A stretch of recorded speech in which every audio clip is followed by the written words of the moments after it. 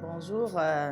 Voilà, donc je peux dire qu'à l'époque, j'ai vu un monsieur entrer là où je travaillais, dans un cybercafé. Il était imposant. Waouh, je me suis dit waouh. Et tout de suite, ça m'a captivée.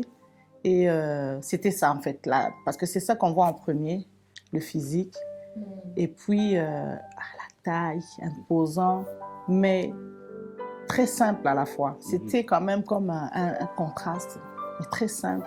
Beaucoup d'humilité. Hein, ça, je l'ai décelé tout de suite et attentionné. Ça, j'ai quelques jours après, et puis aimant, vraiment aimant, respectueux dans son langage. J'étais vraiment touchée. J'étais touchée. Médecin, donc quand on a commencé à parler, donc il s'est présenté, il était médecin. Donc je savais déjà qu'il était médecin parce que il animait une émission à l'époque là-bas dans la capitale à Kinshasa, une émission de santé. Donc là je savais qu'il était médecin, chrétien, oui. Timidement engagé dans l'église à l'époque, dans ses débuts là de sa vie chrétienne en tout cas, timidement engagé. Oui, ça c'est aimé. Ben, il les dépasse tout d'une tête comme Saül, on a décrit dans la Bible. La Bible disait, et c'est le seul, je pense, hein, dans la Bible qu'on décrit comme ça, il les dépassait tous d'une tête. Voilà, c'est comme ça que je peux le décrire. Je pense que moi aussi, comme elle dit, hein, ce jour-là, c'était la rencontre, c'est dans un cybercafé. Ces mots-là vont revenir souvent. Et ceux qui nous connaissent savent qu'ils disent toujours « Ah, mais c'est l'histoire du cyber ». Donc, moi, je la décrivais lorsque je l'ai vue. Je pense que elle était svelte physiquement. Elle était svelte. Et puis, en voyant sa taille, je trouvais que elle avait une très belle taille, mais ce qui avait beaucoup marqué, c'était le sourire. Parce que comme on dit, elle travaillait dans ces cyber-là, donc elle devait me donner un service, et son sourire était quand même assez particulier, comme, je dirais pas envahissant, mais comme attirant. Ouais, son sourire était vraiment très attirant et ça physiquement j'avais remarqué. Donc c'est parmi ces traits de physique qui sont vraiment très très ressortis. Et rapidement aussi spirituellement, je me suis rendu compte que oui, elle était très engagée spirituellement. Elle avait déjà une avance dans les choses des dieux très tôt. Et ça, j'avais aimé très rapidement parce que dans mes plans, j'étais prêt à m'engager dans une relation durable et j'avais mes critères en tête et je me disais, ça commençait à marcher. Au niveau émotionnel, c'est plus son... elle était attentionnée. Et du point de vue émotionnel, elle était vraiment très attentionnée à ce que j'étais ou au service que je demandais. Elle était très attentionnée, mais aussi elle était du genre, comment je vais dire, assez décisive. Elle prenait des décisions assez rapidement. Et autre chose aussi, du point de vue émotionnel, je peux dire que elle était assez rigoureuse dans ce qu'elle voulait. Au début, là, elle était assez rigoureuse parce que, vous savez, nous, les hommes, des fois, on veut tenter quelque chose au-delà de ce qui nous est offert. Et puis, c'était quand même assez clair que... Mollo. Attentionné aussi. Aimant. Hein, ouais, toujours prêt à se donner. Voilà, ça m'avait beaucoup... je n'ai pas senti de l'indifférence. Ça m'avait beaucoup touchée. Ouais. Parce que c'est vrai que c'est aussi ça que j'avais demandé à Dieu. Hein. Je voulais ça, quelqu'un qui est attentionné. Voilà, quelqu'un qui est attentionné et aimant. Ouais. Et ça, j'avais trouvé ça. J'avais beaucoup aimé ça, d'avoir quelqu'un d'attentionné, quelqu'un d'aimant, qui peut s'oublier pour l'autre. Du côté spirituel, il était timidement engagé. Timidement, donc À l'époque, un vrai chrétien de dimanche. Ouais, donc ouais, je sais qu'il avait quelques activités à l'université avec les groupes bibliques des hôpitaux, mais tu sentais que bon, il donnait vraiment le minimum. Il donnait le strict minimum à Dieu à l'époque. Donc bon, je n'avais pas trouvé ça dangereux. Je m'étais dit, le Seigneur va travailler sur ça. J'avais fait confiance à Dieu. Et je peux l'associer, dans la Bible, je peux l'associer à Jonathan. À Jonathan par rapport à l'amitié que Jonathan avait donnée à David. Jonathan s'était donné, Jonathan s'était dépouillé. D'ailleurs, la Bible dit qu'il avait pris son épée, il avait pris ses affaires, il a donné à David. Et c'est à cause de ça que je l'associe à Jonathan. Oui. Je découvre. De mon côté, comme je disais, il était déjà très engagé spirituellement. Le personnage que je veux lui attribuer, c'est une Esther. Wow. C'est une Esther dans le sens que elle comprend rapidement ce qu'on dit, elle comprend rapidement les signaux spirituels. Et elle s'engage dans la prière et dans la bataille jusqu'à recevoir ce qu'elle devait recevoir. Donc le personnage d'Esther, une reine, donc qui dès qu'elle reçoit le message, elle s'est dit même moi, toutes les femmes et les hommes, nous n'allons pas manger et nous allons prier, voir si nous aurons l'avantage. Parce que notre Dieu va agir. Donc, je l'associe vraiment à ça, parce que très tôt, oui, c'est ce qu'elle a fait. Je pense que pour le choix, c'est parmi les choses, je peux dire, les plus faciles et les plus difficiles. Plus facile dans ce sens que un homme, même tous les hommes qui me suivent, un homme lorsqu'il sait, en fait, moi je me dis, le mariage, c'est la décision d'un homme. L'homme, lorsqu'il se décide, il sait qu'il va se marier. Dans ma tête, c'est fait, c'est canné, les critères sont là et le momentum est là.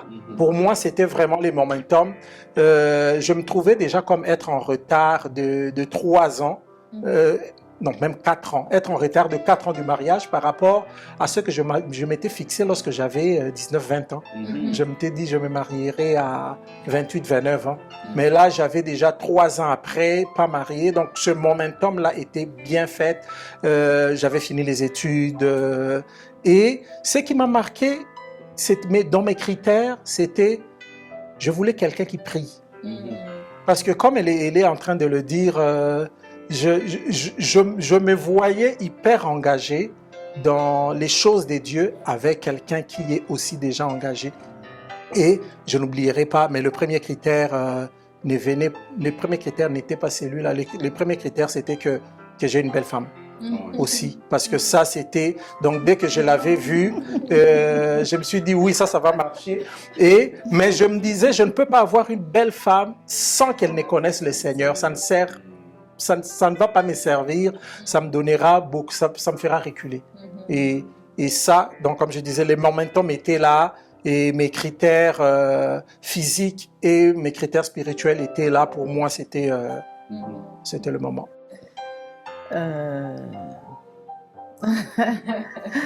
On s'était promis, je ne sais pas si vraiment je réponds ça va répondre, mais en tout cas, on s'était promis l'abstinence. Voilà, l'acte fondateur, c'était ça. Oui. Bon, mis à part que moi, de mon côté, par exemple, j'avais reçu une révélation, une prophétie que c'était lui. Voilà. Et c'était ça. Donc, je me suis dit, ok, Seigneur, j'ai prié et puis j'ai fait le vœu à Dieu, abstinence jusqu'au jour du mariage. Et donc quand on a commencé les conversations et tout, on s'est parlé et puis on s'est promis ça aussi, tous les deux. Et puis voilà, c'est ce qui est arrivé. Le Seigneur nous a fait grâce. D'ailleurs, on fait rire les gens en disant, lorsque une femme du genre d'Esther reçoit quelque chose, elle prie pour ça. L'homme, comme me disait un ami, il disait, c'est pourquoi je voyais ton cœur battre chaque fois, tu avais des palpitations, parce que de l'autre côté, on priait, Seigneur, touche son cœur. C'était un jour de joie et d'euphorie. Voilà. En tout cas, l'euphorie, si je peux le dire en un mot, l'euphorie. L'euphorie la plus totale. C'était mitigé. C'était mitigé, il y avait des temps de joie et il y avait aussi des temps de pleurs. C'était vraiment mitigé. C'est vrai que on filait le parfait bonheur, en tout cas. On s'emboîtait tellement bien. J'avais trouvé vraiment la paire qu'il me fallait, mais c'était mitigé au début. Des moments de joie et des moments de beaucoup de peine. Oui, c'est ce qui a caractérisé le début. C'était les moments de joie, c'était, oui, vous rencontrez, comme elle dit, la paire, la demi-paire, je peux dire, parfaite. Deuxièmement, du point de vue professionnel, vous êtes épanoui du point de vue professionnel parce que à ce moment-là, j'ai terminé ma spécialisation, j'ai commencé à travailler, je travaillais à l'université, je travaillais dans un grand centre aussi de Kinshasa qui est qui était à l'époque le meilleur des centres en termes de traitement, de médecins et tout. Et puis en plus, je passais à la télé, donc comme tu vois, lorsqu'on se sent comme avec des ailes, une petite starlette. Donc, tout vient. Et puis, avec le mariage. Mais au même moment, on n'avait pas d'enfant. Je peux dire ça. Au même moment, on n'avait pas d'enfant. Médecin, je pouvais dire que oui. La première année, ça va venir. Ça va venir. Mais au même moment, tu regardes et puis tu te dis pourquoi ça ne vient pas. C'était ça les premières années, ce qui était mitigé parce que d'un côté, on était bien socialement, mais de l'autre côté, la famille ne s'est pas grandie. En tout cas, on a eu ce souhait avant même de se marier. Vous savez, quand on se parle entre fiancés, on a des programmes, quand on va se marier, on va faire ceci, on va avoir autant d'enfants, on va organiser notre couple de cette manière. Et donc, on avait cru que c'était un acquis. Et comme tous les autres couples qui se sont mariés, et la femme est tombée enceinte tout de suite, ou un mois après, ou 2 mois après, ou quelques mois après, ou la même année.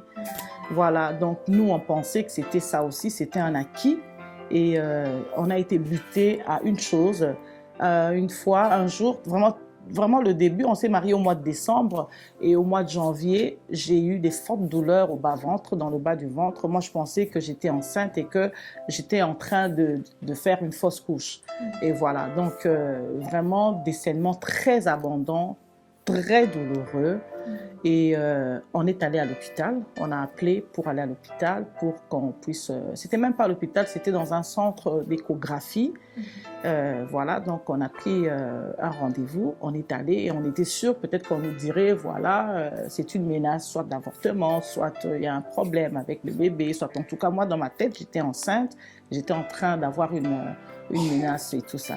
Alors, mais quand on arrive là-bas, quelle surprise désagréable, on nous dit que j'ai une masse, si je peux appeler ça comme ça, dans le bas de mon ventre, vraiment dans la cavité, dans la matrice et tout ça, là où le bébé est censé être. C'était pas un bébé, c'était quelque chose qui était venu s'implanter là et qui m'a causé beaucoup de problèmes plus tard. Voilà. Donc c'était ça qui nous avait comme... ça nous avait vraiment troublés. Je me souviens ce jour-là, on est rentré chez nous à la maison, personne ne parlait à l'autre, c'était un silence total. Voilà, on rentrait à la maison, moi je me posais des questions dans ma tête, bon, dans sa tête à lui je ne sais pas ce à quoi il pensait, mais moi je me posais des questions dans la tête et nous n'étions qu'au début de nos douleurs. Ouais, ce n'était que le début. À partir de là, je pense qu'on n'en a pas parlé à beaucoup de monde. Je pense que les seules fois qu'on en a parlé, ça doit être peut-être à nos parrains. Les parrains, la marraine, parce que c'est des personnes qui nous ont vraiment soutenus en termes de prière pour préparer le mariage et lorsqu'on s'était mariés. Ce qu'elle est en train de dire, ce qui est de particulier, c'est qu'elle n'a jamais eu des douleurs et des forts saignements avant le mariage. Donc cette histoire survient 1 mois après le mariage, comme si une masse a été déposée. Parce qu'elle n'a jamais présenté des saignements avant, elle n'a jamais, pendant nos fiançailles, elle n'a jamais présenté quelque chose de comme ça ou de me dire que j'ai des très forts saignements ou des douleurs, jamais. Mais à un mois après, pouf, ça survient, il y avait des questionnements. Il y avait effectivement des questionnements par rapport à ça, à se dire comment ça survient brusquement à un mois après. Est-ce que c'est voulu? Est-ce que c'est juste une coïncidence? Est-ce que c'est quelque chose d'autre? Donc, les parrains, c'est juste avec les parrains qu'on a parlé pour une orientation. Ouais. Oui, j'ai questionné Dieu parce que j'étais une chrétienne. Vous savez, la Bible dit toutes choses sont passées. Donc, pour moi, toutes les choses passées étaient passées. Je devais vivre des choses nouvelles. Pourquoi est-ce que ça m'arrivait à moi? Voilà, pourquoi? Donc il y avait beaucoup de questions. Bon, est-ce que j'ai commencé à poser, je suis même allée poser des questions à mon père pour lui demander, voilà, papa, est-ce que tu avais reçu la dot? Est-ce que tu n'as pas aimé quelque chose? Il y a quelque chose qui ne s'est pas bien passé? Parce que vous savez, quand la belle famille vient déposer la dot et tout, il y a un costume qu'on donne au papa. Bon, ma belle famille avait emmené un tissu avec de l'argent pour qu'il aille faire coudre lui-même. Alors, je lui avais posé la question, est-ce que tu avais aimé ça? Est-ce que tu aurais plutôt aimé qu'on t'apporte un costume? Je ne sais pas s'il avait compris pourquoi je lui posais ces questions-là. Il m'a juste... Parce que mon père était un homme tranquille, hein, tranquille, non conflictuel. Il m'a regardé, il m'a dit non, je n'ai aucun problème avec ça, tout ce qu'ils ont emmené, moi, je n'ai rien à redire. Donc j'ai accepté ce qu'ils ont donné. Donc il n'y a rien, pour moi il n'y a rien, je n'ai rien contre vous. J'ai demandé à mon mari, est-ce que de ton côté, est-ce que tu sais savoir si les parents, voilà, est-ce que, voilà. Donc on a essayé un peu de sonder du côté, de tous les côtés. C'était très difficile émotionnellement parce que c'est la femme qui ressent. Parce que, vous savez, dans ces choses, l'homme vit ça aussi à sa manière. Ce n'est pas que l'homme n'a pas de douleur. L'homme a des douleurs, mais il ressent ça aussi à sa manière. Et puis parfois aussi, ça vient avec le caractère de la personne, comment la personne est. Donc, comme c'est aussi un homme calme, qui n'exprime pas beaucoup aussi les choses en parlant. Donc, il avait aussi sa manière de vivre cette douleur-là, de vivre. Et moi aussi, et je me souviens un jour, il fallait prier. J'ai refusé de venir dans la présence de Dieu pour prier. Et il m'a traîné. Il m'a tiré de force parce que je ne voulais pas, j'en voulais à Dieu. En tout cas, au début, je lui en voulais beaucoup. Je pensais qu'il m'avait abandonné et qu'il m'avait délaissé, que voilà. C'est ça, donc je ne comprenais rien de la situation. Donc ce jour-là, je me souviens, il m'a traîné pour que je vienne prier. Oui. Même si tu ne veux pas dire quelque chose, mais viens au moins. Vous voyez, donc je pouvais être peut-être plus engagée que lui dans les choses de Dieu, mais dans cette situation, spirituellement, lui, il a su gérer mieux que moi. Parce que peut-être nous, les personnes qui sommes trop avancées avec Dieu, parfois, hein, on pense que Dieu nous doit des explications. Parce que je suis intime à Dieu, je suis très avancée, je sers Dieu. Et bien, lui, non, il n'était pas question de ne pas venir dans la présence de Dieu. Si tu dois pleurer, viens pleurer au pied de Dieu. Si tu dois crier, si tu dois te fâcher, viens le faire au pied de Dieu, ne reste pas. C'était ça qu'il m'avait reproché. Voilà, donc c'était difficile. Vous savez, le regard des gens, j'avais honte à l'église.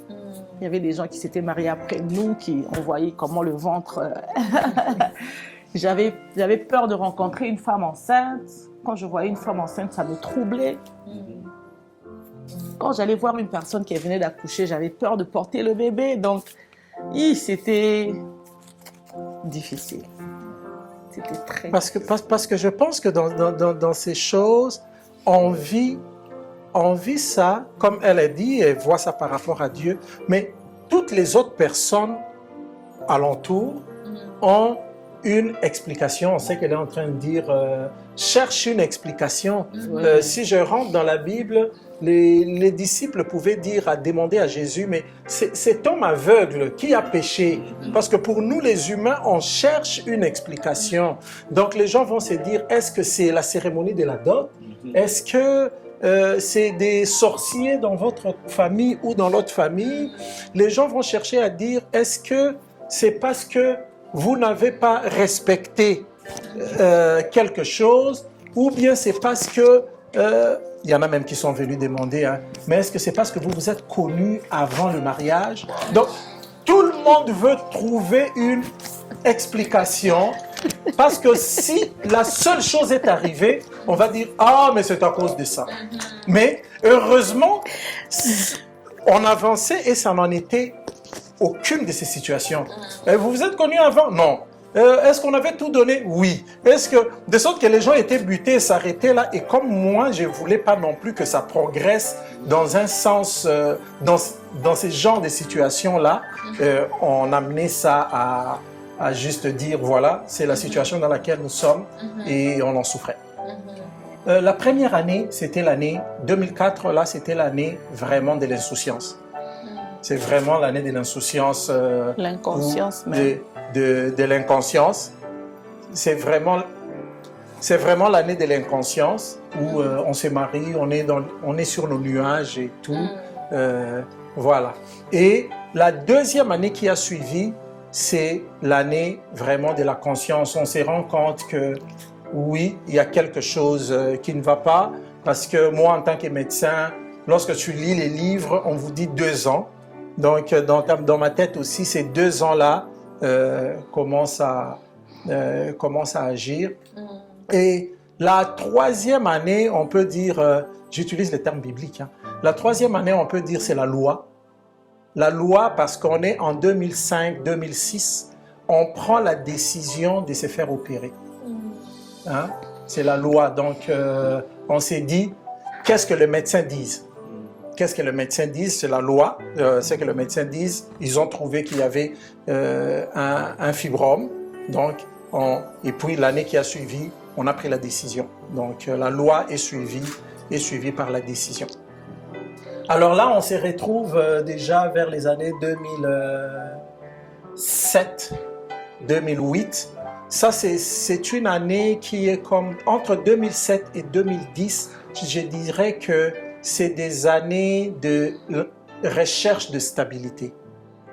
Recherche de stabilité, pourquoi j'ai dit ça? Parce que on laisse là où on était au Congo, en ayant déjà fait, c'est là où on a dit qu'il y a une masse, c'est là où on s'est fait opérer. Et puis, j'ai une bourse, je dois faire une formation en Belgique, je me déplace. Mais je me déplace, j'ai instabilité. Pourquoi? Parce que ça fait 6 mois que je ne veux pas être avec elle. 6 mois, c'est les temps, c'est vraiment un bon temps pour faire des bébés. Mais là, on ne sera pas ensemble. Et puis, elle arrive. Et puis, on fait une consultation de ma part, une autre consultation chez elle en Belgique. Et puis, le séjour en Belgique est terminé. Donc, on n'a même pas l'occasion de poursuivre ce qu'on a commencé. On se déplace encore, on va au Mozambique. On arrive au Mozambique, je me sépare encore avec elle 6 mois. Donc, c'est pourquoi j'ai dit recherche de la stabilité en 6 mois. Donc, c'est comme si on a perdu une année à ne pas faire des bébés. Alors, après ça, au Mozambique, on consulte encore. Au moment où on consulte, la mission est finie. Ça fait qu'on arrive en 2010. Et puis l'année qui a suivi, en 2010, c'est vraiment l'année de... Comment on a dit ça? L'année du traitement, hein? On a Ouais, commencé on peut dire ça, l'année du traitement, l'année vraiment de la réalisation. Ouais. À ce moment-là, on arrive au Canada et on sait qu'on va y rester. On est venu au Canada pour y rester et je vous dirais, en 11 ans, nous sommes sortis des frontières du Canada 2 fois. 2 fois. Donc, on est vraiment resté au Canada et c'était pour nous une occasion maintenant de se dire, oui, on est là,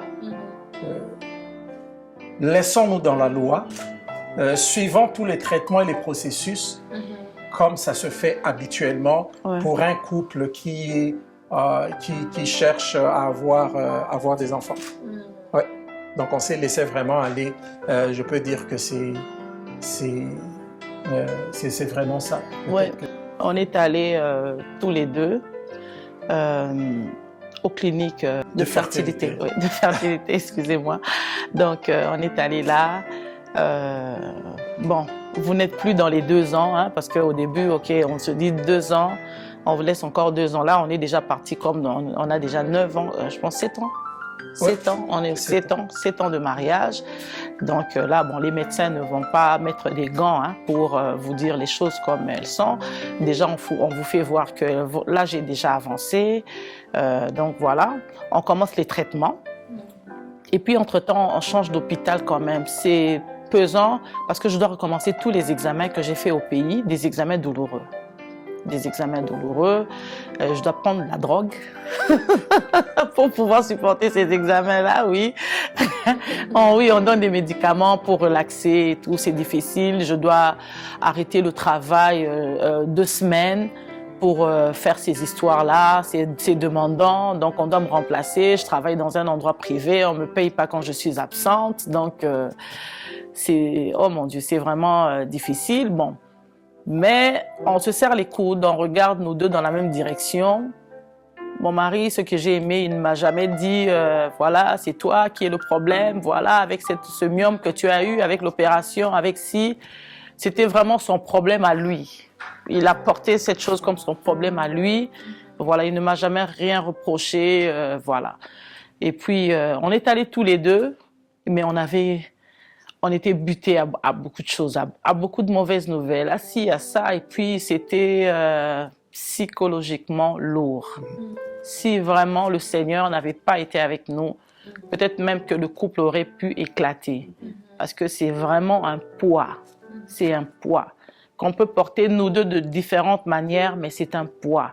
Et si vous n'êtes pas vraiment soutenu par Dieu, vous pouvez ne pas y passer parce que voilà, c'est vrai qu'on ne se marie pas d'emblée pour avoir les enfants, mais c'est une joie.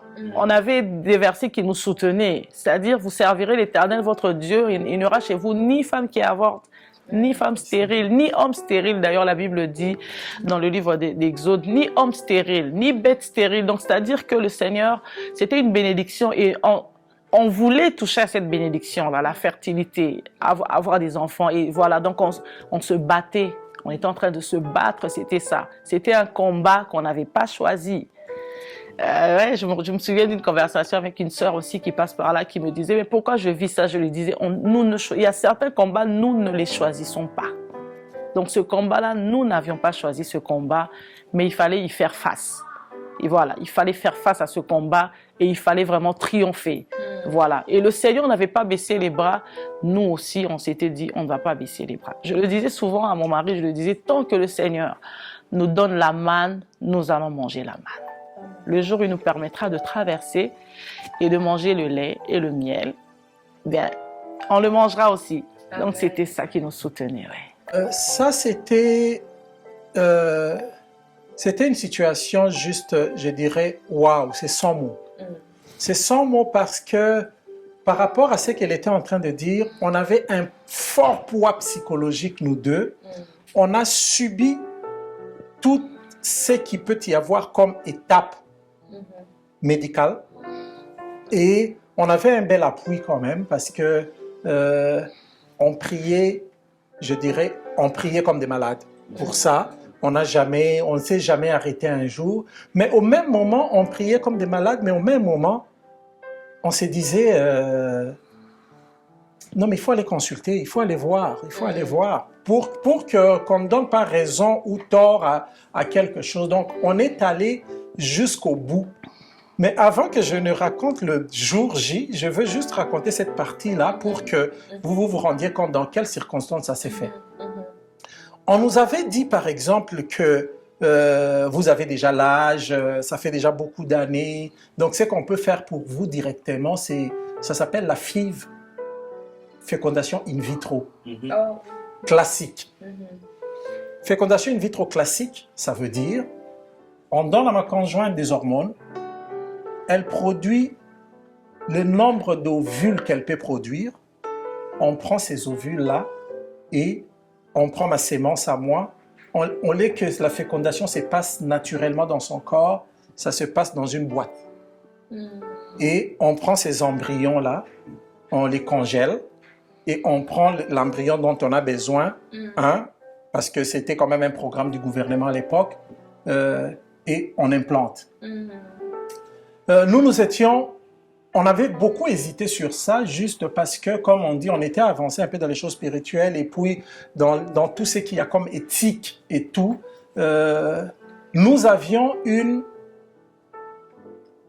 parole de Dieu que n'acceptez pas tout ce qu'on vous proposera. Ça, c'était clair pour nous.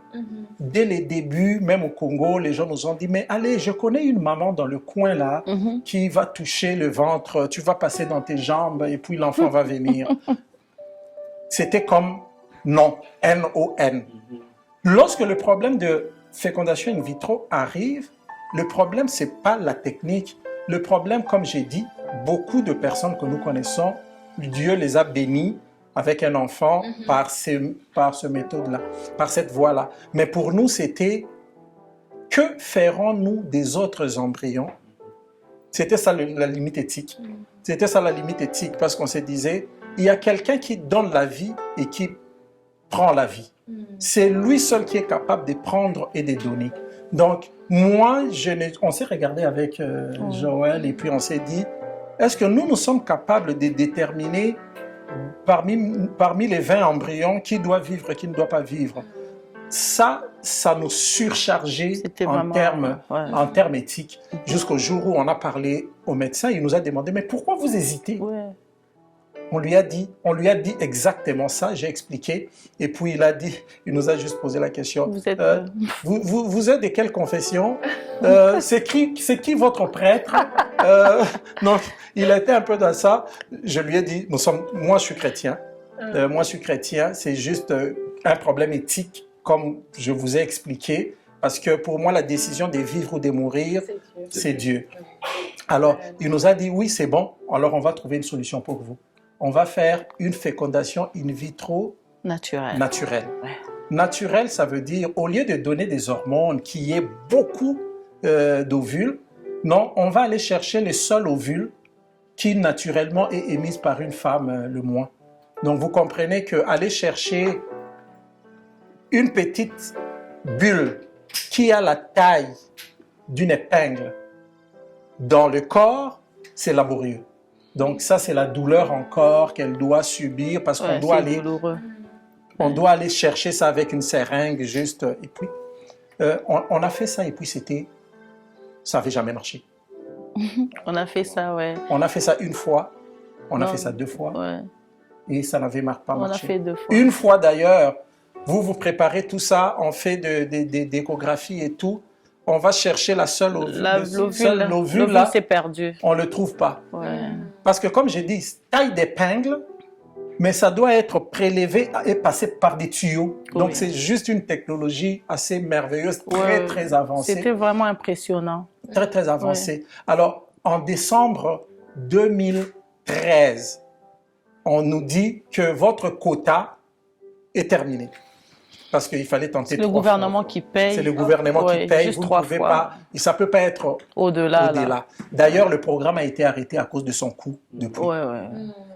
Le gouvernement qui paye, ça doit être arrêté. OK, je me rappelle, 25 décembre, 24 décembre, on va à l'hôpital parce que c'est ce jour-là. Ils ont fait comme 3 jours avant. Et le 25 décembre, nous devions aller à l'hôpital pour vérifier l'échographie. Pour si ça tenue ou pas. Alors, à ce moment-là, déjà 1 jour avant ou 2 jours avant, 1 jour avant, j'ai vu mes menstruations. Elle a vu ses menstruations et on savait que ça n'avait pas tenu. Donc, ça n'avait pas tenu. Ça n'avait pas marché. On arrive là et puis, effectivement, on arrive par formalité là. Ils font et puis ils disent que ça n'a pas marché. On rentre à la maison, comme on avait l'habitude, on rentre en chambre. On prend la guitare. On prend la guitare. Et puis on avait l'habitude de chanter un chant là, centré sur toi. Centré sur toi. centré sur toi. Je pense que je peux essayer ça pour que... On a chanté centré sur toi et parce que c'est ça qu'on se disait.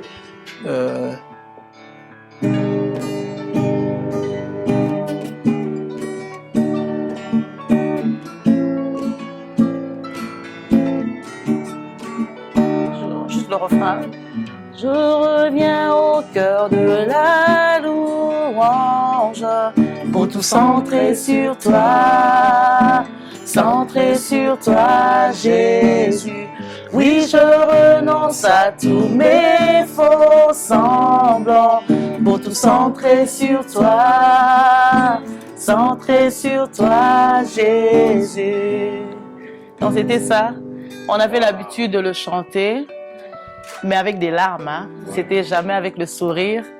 On avait décidé de tout centrer sur Jésus, mais avec beaucoup de larmes. C'était vraiment beaucoup de larmes parce qu'on désirait cet enfant. On voulait sortir de cette situation de douleur, des situations où parfois les médecins nous regardaient. Parfois peut-être ils avaient envie de nous dire on peut rien faire pour vous. Mais je sais pas, parfois j'avais l'impression qu'ils le faisaient aussi par formalité. Donc comme Aimé l'a dit tantôt, les quotas, voilà, on avait épuisé. Et donc, on devait arrêter. Si vous voulez continuer, vous devez payer par vous-même. Et ça arrivait dans les 10 000 et plus. Donc, on n'avait pas les moyens de le faire. Et voilà, donc à ce moment-là, on s'est résigné.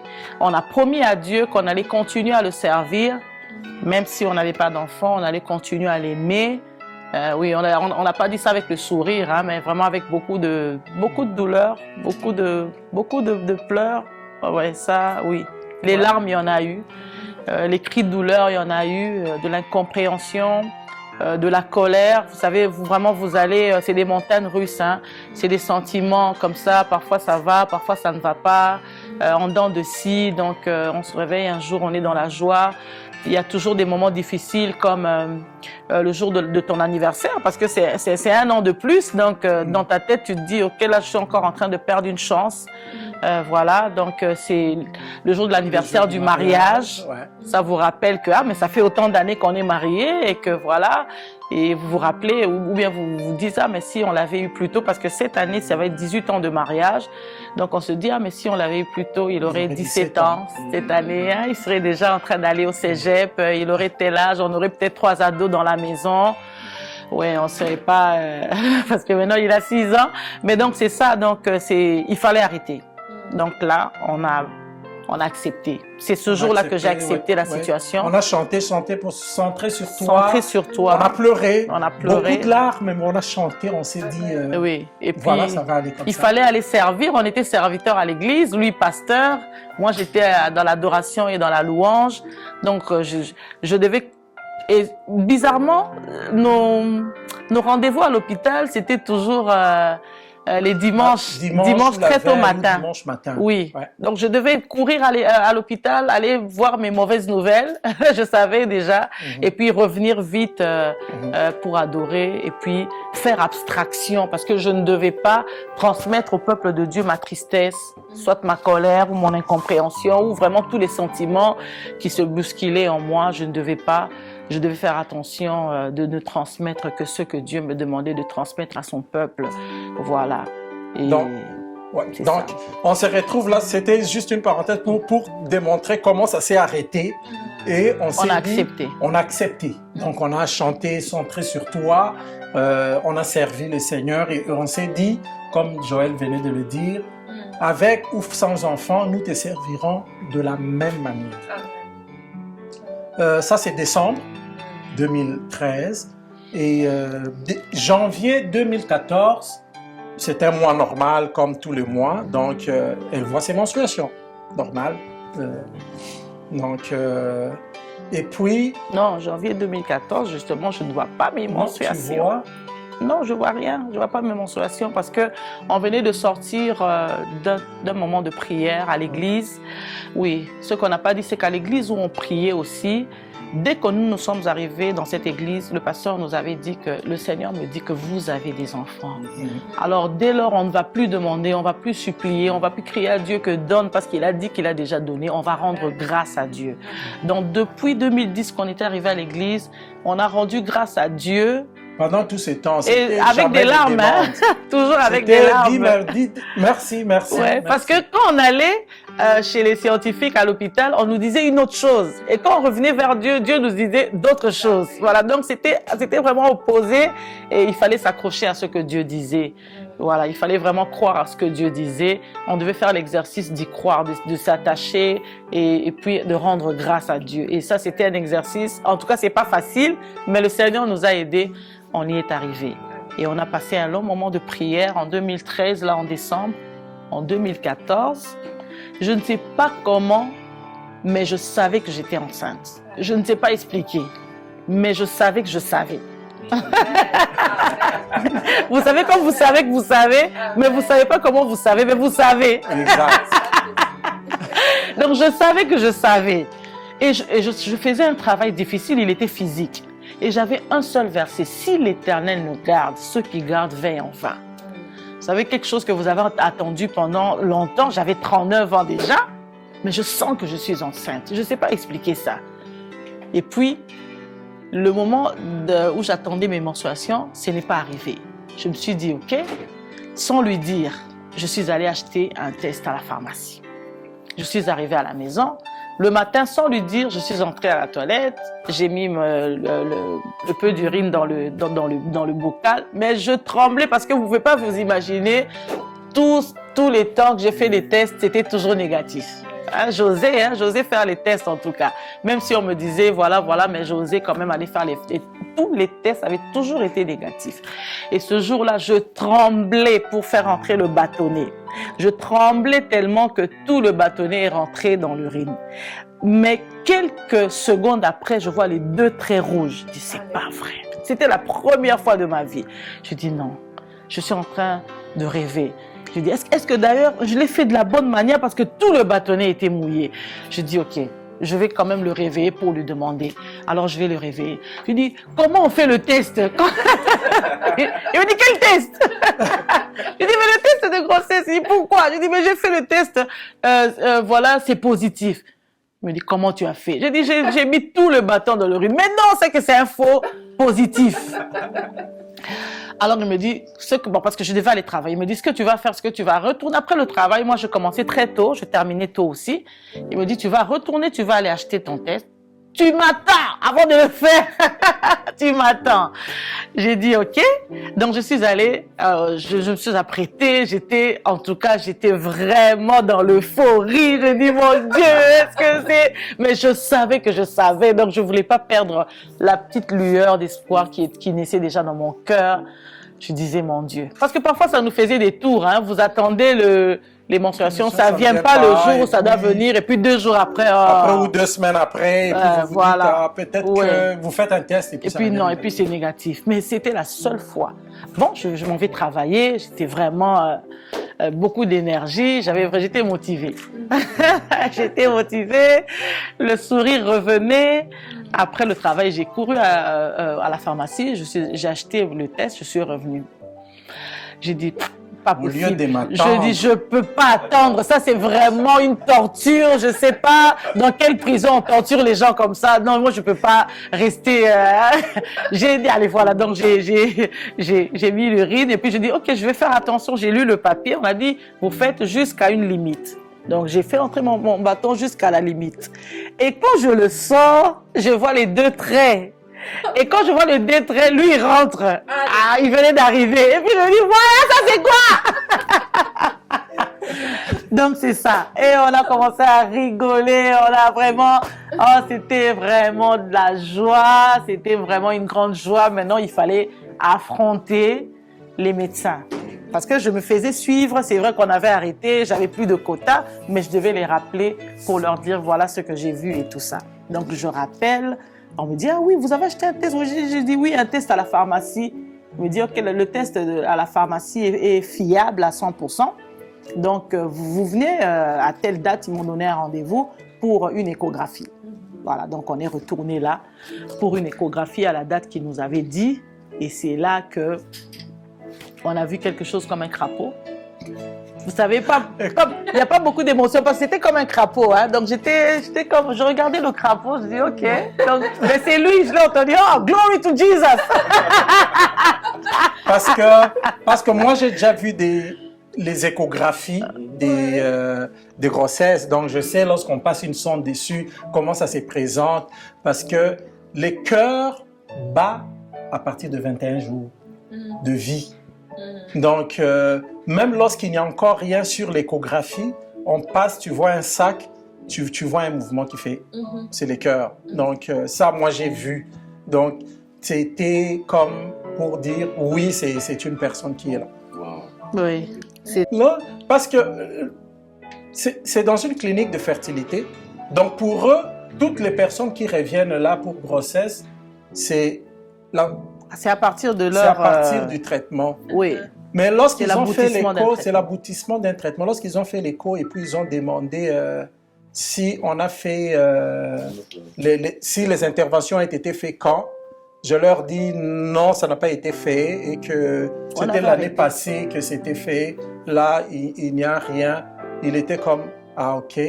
Mais tu sais, nous les scientifiques, on a toujours une explication. Lorsqu'on ne comprend pas les choses, on les classe. Je parle bien des médecins. Lorsque nous ne comprenons pas bien les choses ou nous ne trouvons pas encore d'explication, on peut bien classer les choses et on les met dans un groupe qu'on appelle idiopathique. Cause idiopathique, ça veut dire pour lesquelles la cause n'est pas connue. Vous entendez des choses comme ça, oui, ces maladies, si on connaît la cause, mais ceci, on ne connaît pas la cause. Mais c'est une belle manière savante de dire que je suis ignorant dans la connaissance de la cause et tout. Mais on donne une classification. Alors, mais en science, on trouve toujours des explications. Ah oui, mais vous savez qu'il y a aussi des nombres, beaucoup de couples aussi, c'est lorsqu'ils se disent qu'on lâche à ces moments-là que la grossesse vient. Donc, on trouve toujours une explication dans tout ça, mais le médecin était juste étonné de savoir que non, c'était pas toutes les interventions, c'était pas l'aboutissement de tous ces traitements-là. Et par après, le suivi de grossesse doit se faire ailleurs. Ouais. Premièrement, on a commencé par dire, il y avait une promesse. 2, on savait pertinemment bien dans nos têtes qu'on aura des enfants. 3, on savait que ça devait venir de Dieu seul. Alors l'explication que moi je donne, c'est que il fallait qu'on fasse tous les processus pour nous faire voir que ça ne vient que de lui seul. Parce que si on n'avait pas fait tous les processus, on peut se dire que non, on peut même nous-mêmes trouver une petite gloire là-dedans en disant non, c'est parce que nous avons suivi telle personne qui a dit que non, ces jours-là, pour avoir un enfant, il faut porter une chaussette gauche sans la droite. Ces jours-là, pour faire un enfant, il faut prier, il faut préparer un bon repas et aller donner au pasteur ces jours. Donc, tu vois, on allait vouloir trouver, mais Dieu a permis que tout se passe jusqu'à la fin, sans rien, aucun son, aucune solution, mais paf, lui-même agit. Ça me rappelle, c'est que Daniel dit, la pierre qui s'est détachée de nulle part. Donc Dieu a agi comme une main qui s'est détachée de nulle part pour venir juste dire tombe enceinte. Amen. Ouais, c'est vraiment un miracle, c'est vraiment un prodige parce que bon, c'est vrai que le Seigneur agit de plusieurs manières. Ouais. Moi, vous savez, nous les chrétiens, parfois, moi déjà au départ, je ne voulais pas voir de médecin. Même avec le fibrome que j'avais, je ne voulais pas voir de médecin. Ce qui nous a convaincus, c'est que les saignements étaient très abondants, très douloureux, et que je devais prendre des injections pour être soulagée. Alors lui, il a dû prendre une décision. Un jour, il s'est levé, il s'est dit non, je prends la décision, on va te faire opérer, tu vas te faire opérer, tu vas à telle date et tout ça, à tel endroit. Voilà. Donc, il avait pris la décision. Mais j'étais toujours dans ma tête, je dis pas de médecin. Donc, même pour aller dans la clinique de fertilité, c'était vraiment un problème. Mais Je ne dis pas que le Seigneur ne peut pas passer par ces gens-là. Dieu a donné l'intelligence aux médecins. Voilà, Dieu a donné l'intelligence. La science appartient à Dieu. La science appartient à Dieu. Dieu a donné l'intelligence. Il faut voilà, juste savoir ce que Dieu vous dit. Nous, par exemple, Dieu nous avait dit pas de tradis praticiens. Pas vous n'acceptez pas telle méthode, par exemple la FIV classique, mais nous on ne sait pas ce que Dieu peut dire à une autre personne, voilà. Et Dieu fait à sa manière, voilà, qu'il le fasse, qu'il passe par la main des hommes, qu'il passe par la main, par lui-même, hein, voilà. Donc c'est toujours Dieu qui a agi, voilà, voilà. Et puis voilà. Donc alors le jour de l'accouchement, c'était prévu, c'était pas que voilà, les os sont partis, non, moi c'était une césarienne. Comme j'avais déjà subi une opération et qu'on avait ouvert la matrice, je devais absolument, d'ailleurs quand le médecin m'a demandé si j'avais déjà subi une opération, j'avais failli mentir parce que c'est pas que je n'aime pas les médecins, mais je ne voulais pas qu'ils se glorifient jusqu'à encore aller m'ouvrir le ventre et tout ça. Donc je voulais vraiment accoucher par voie basse. Je me suis dit, bon, non.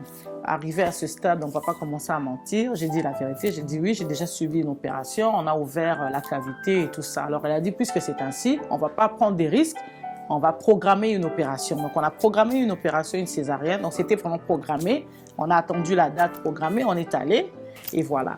Et j'étais là, comme vous savez, c'est pas un accouchement par voie basse. Donc, je n'ai pas. Moi, j'étais de ce côté-ci avec un paravent. Et eux, ils étaient en train de faire l'opération de l'autre côté. Et j'ai entendu le bébé pleurer. J'ai dit, oui, j'ai entendu. C'était vraiment incroyable. Hein. Vous savez, jusqu'à 6 ans aujourd'hui qu'il a, quand je le regarde, je trouve ça encore incroyable. Oui, je sais pas si je m'habituerai. Je le regarde, je dis, waouh, je suis maman. Parce que c'était tellement lointain. C'était comme... Vous savez, vous avez la promesse, mais en même temps, c'est 10 ans d'attente, c'est beaucoup. En même temps, vous ne savez pas comment ça va arriver, comment Dieu va faire les choses, parce que Dieu ne nous dit pas comment il va le faire. Il a dit juste à Abraham, va à tel endroit, là-bas je te bénirai. Mais vous savez, tout ce qu'Abraham a connu, la famine, mentir que Sarah et sa sœur, machin bidule. Donc il a connu beaucoup de choses, beaucoup de périples, jusqu'à 25 ans après, Dieu lui donne Isaac. Donc Dieu ne nous dit pas exactement ce que nous allons vivre en cours de chemin.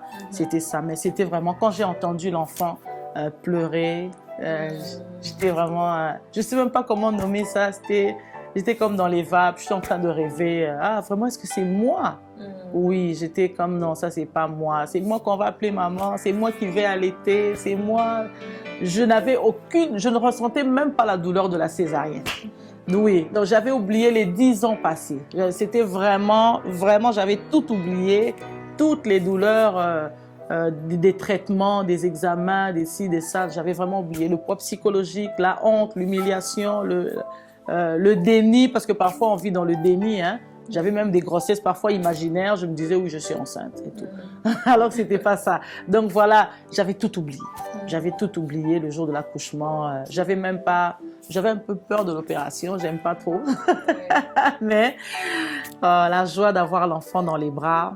Il est né en santé grâce à Dieu. J'étais en santé, il n'y a eu aucune complication. Tout s'est très bien passé. Oui, un bébé froid quand même, hein? Un bébé gros, 4 kilos et quelques là. Un gros bébé, mais un beau bébé, voilà. Et le Seigneur nous a fait grâce. Parce que vous savez que lorsque les gens se marient, ils ont toujours des petits noms. Hein. D'autres même coupent le prénom du mari, coupent le prénom une partie du prénom de la femme, ils mélangent. Et puis tu vas entendre des enfants comme Joëma. Donc, il y en a qui font ça. Donc, nous avions aussi des prénoms comme ça, mais avec ce que nous avons vécu, jusqu'à toutes les émotions, jusqu'à la naissance, comme Joël dit, nous avions compris que c'était une consolation que Dieu nous a donnée. De sorte que même lorsqu'on en parle, on a encore des sentiments. Et la consolation la plus simple qu'on pouvait appeler, c'est un nom déjà biblique qu'on a trouvé et qu'on a trouvé que c'était exactement ça, ça signifie la consolation, le repos, c'est Noé. Et on l'a appelé, ce beau bébé dont Joël parlait, Noah. Amen. Et on a ajouté Noah, Joël aimé de Dieu. Je peux dire que C'est vrai qu'on ne peut pas nier que c'est difficile. On ne peut pas nier. Comme j'avais dit, moi, j'avais honte à l'église. J'avais honte, les gens qui s'étaient mariés après moi, parce que vous savez, c'est un acquis. On pense que c'est un acquis. Hein. On pense que tout de suite, on entre tout de suite. En tout cas, c'est comme ça qu'on a vu nos mamans vivre. C'est comme ça qu'on sait que les choses se passent. Mais de plus en plus, vous allez entendre que c'est des situations qui sont devenues très fréquentes. Hein. Vous pouvez connaître 2 ou 3 couples qui, jusqu'à autant d'années, attendent encore cette espérance. Si vous avez la promesse de Dieu, tenez ferme sur la promesse. Ça ne veut pas dire que ça va être beau. Il y aura des moments de pleurs. Il y aura des moments où vous allez douter. Ne vous sentez pas mal de douter. Ne vous sentez pas mal quand vous avez des sentiments comme la colère, l'incompréhension, le déni. Ne vous sentez pas mal. C'est le circus normal. C'est le circus normal parce que, en tout cas, veut pas, nous sommes des humains. Nous n'allons pas dire que nous sommes des extraterrestres. Nous ne sommes pas des animaux non plus. Nous avons des sentiments, nous avons des émotions, mais tenez ferme sur la promesse. Et le Seigneur est capable de vous faire arriver jusqu'à tenir cette promesse et à donner un nom à votre promesse. Voilà. Voilà le message d'espoir que je peux donner à quelqu'un. Gardez le sourire, regardez à Dieu, car lui seul peut rendre possible ces choses. Il l'a fait pour nous, il va certainement le faire pour quelqu'un qui est en train de me regarder, pour une famille, pour un couple. Tenez-vous dans la main et regardez dans la même direction. Si c'est la femme qui a un problème, selon les médecins, ce n'est pas que le mari tienne sa femme dans la main, ou même si le médecin dit que c'est l'homme qui a un problème, que la femme tienne aussi, parce que le problème du mari doit être comme celui de la femme, et voilà, vice-versa. C'est comme ça que vous pouvez gagner ce combat. Parce qu'au-delà de ça, il peut y avoir des problèmes dans le couple et tout ça, mais vraiment que le Seigneur vous aide à tenir ferme, à regarder dans la même direction et le Seigneur accomplira sa promesse dans vos vies. Amen. Amen. Merci infiniment. Waouh, c'est extraordinaire. Ah, C'est extraordinaire. On va voir Dieu.